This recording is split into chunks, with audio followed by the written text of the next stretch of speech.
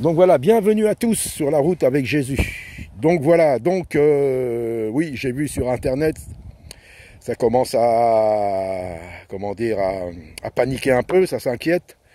Il y a des choses de plus en plus contre le Seigneur, bah oui, mais c'était prévu. C'était prévu, la fin des temps c'est ça. On se moquera de plus en plus de Dieu, mais comme la parole dit bien, tout concourt au bien de ceux qui aiment Dieu. Donc laissons, le Seigneur est là. Jésus a bien dit, le serviteur n'est pas plus grand que son maître. S'ils m'ont persécuté, ils vous persécuteront aussi. Dans Romains 8, Paul dit que dans toutes ces persécutions, toutes ces choses, mais dans toutes ces choses-là, nous sommes plus que vainqueurs par Dieu qui nous a aimés en Jésus-Christ. Donc voilà, bah oui. Mais bon, encore en Europe, tout ça, ça va. Hein, il y a certains pays, ça fait des années, des années, des années, des années et des années que il y a des gens qui meurent pour le Seigneur. Ils sont tués pour leur foi en Jésus, voyez, persécutés, maltraités. Donc voilà.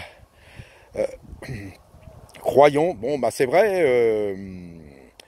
On peut s'attaquer aux temples, aux églises, mais voilà, mais ça se sent, ça c'est la religion. On peut s'attaquer à la religion, mais on ne peut pas s'attaquer au Seigneur. Voyez? Ça c'est les religieux. Jésus a bien dit dans le temple, il a dit détruisez ce temple. Et je le relèverai en 3 jours, je reconstruirai en 3 jours, selon les versions. Eh oui. Et les religieux, ils pensaient qu'il parlait du temple. Mais non.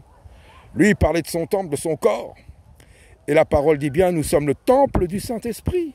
Ben oui. Donc voilà, ne craignez pas ceux qui peuvent tuer le corps et après ne peuvent rien faire. Craignez plutôt celui qui peut tuer le corps et jeter l'âme dans la géhenne. Voyez?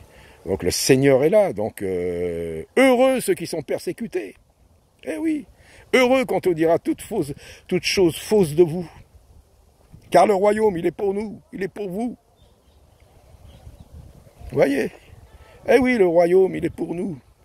Si nous endurons avec patience, mais pour l'instant, c'est rien. Et je ne dis pas, attention, hein, je ne dis pas que c'est facile. Attention, je ne dis pas, ah ouais, oh là là, moi j'attends la persécution, oh là là, je suis prêt. Pas du tout, pas du tout. Mais la foi, je crois en ce que le Seigneur a dit. Et quand ces choses arriveront, eh ben, il y aura un miracle, il y aura une puissance surnaturelle. Nous sommes trop dans la chair. Nous devons avoir les pieds bien sur terre, mais l'esprit et les pensées dans les cieux, avec le Seigneur. Voilà, donc c'est vrai, la religion, ouais, ils peuvent s'attaquer aux religions.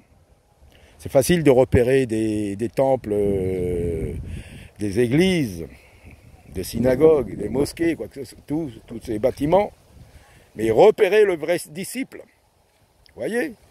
Eh oui, il est là. Un jour il est là, le lendemain il n'est plus là. Comme le Seigneur Jésus avait dit à Nicodème, bah oui, mais tu es docteur de la loi, mais tu ne comprends pas la résurrection, la nouvelle naissance. Tu connais les Écritures, oui, mais il dit bien, celui qui est né de l'Esprit, on ne sait pas où il va, d'où il vient. Il est guidé par l'Esprit, on ne peut pas le contrôler. Voyez, donc, le véritable. Un jour il est là, il fait ce qu'il a à faire. Et hop, le Seigneur le met de côté, on ne le voit plus. Il est où? On n'en sait rien. Ah on va le trouver dans une église, dans un bâtiment. Non, il ne sera pas dans un bâtiment, il sera quelque part. Il peut y avoir 5, 6, 10 personnes comme ça. Un jour elles sont là, le lendemain elles sont ailleurs. Ah bien sûr, elles se réunissent. Oui, elles se réunissent. Ils n'ont pas un lieu fixe. Ou ce lieu n'est pas connu. Alors certains, j'avais entendu des fois, il y a quelques années, frère, qui disait, oui, mais il faut que les gens voient les croix et tout. Vous croyez que ça change quelque chose depuis le temps qu'ils voyaient que les gens voient une croix sur un bâtiment? Non, ça ne change rien. C'est l'esprit qui convainc de péché, de justice et de jugement. C'est l'esprit du Seigneur qui convainc, qui touche, qui convertit. Il utilise quelqu'un. Oui, c'est quelqu'un parfois de visible. Mais c'est l'esprit invisible qui agit en lui. Voyez, donc moi c'est ce que je prêche. Après chacun fait ce qu'il veut. Je ne jette pas la pierre à ceux qui sont dans des bâtiments, dans des églises, en quoi que ce soit, dans des temples. Mais voilà. Le Seigneur a dit, je serai avec vous Il l'a bien dit, je serai avec vous. Est-ce que le Seigneur est un menteur? Est-ce que la parole, si nous croyons au Seigneur, est-ce qu'on va dire non, la Bible, non, on va dire que ouais, la Bible, elle est vraie. Ben, oui, mais tu as peur. Alors donc, tu n'y crois pas. Donc voilà, que le Seigneur nous fasse grâce, nous aide, qu'on puisse vraiment marcher, hein, comme le Seigneur nous le demande. Hein. Et comme je dis, hein, je ne cherche pas la persécution. Hein. Pour l'instant, c'est rien, ça. Hein. C'est rien, c'est rien, c'est rien. Il y en a qui souffrent. Donc voilà.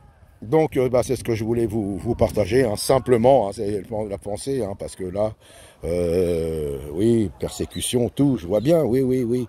Ben, c'est la laïcité. La laïcité, c'est pour... ils pensent, avec la laïcité, ils veulent contrôler les religions. Ils veulent, mais ils ne pourront pas. Dieu, quand il a créé les cieux et la terre, c'était pas de la religion. Quand Jésus faisait des miracles, c'était pas de la religion.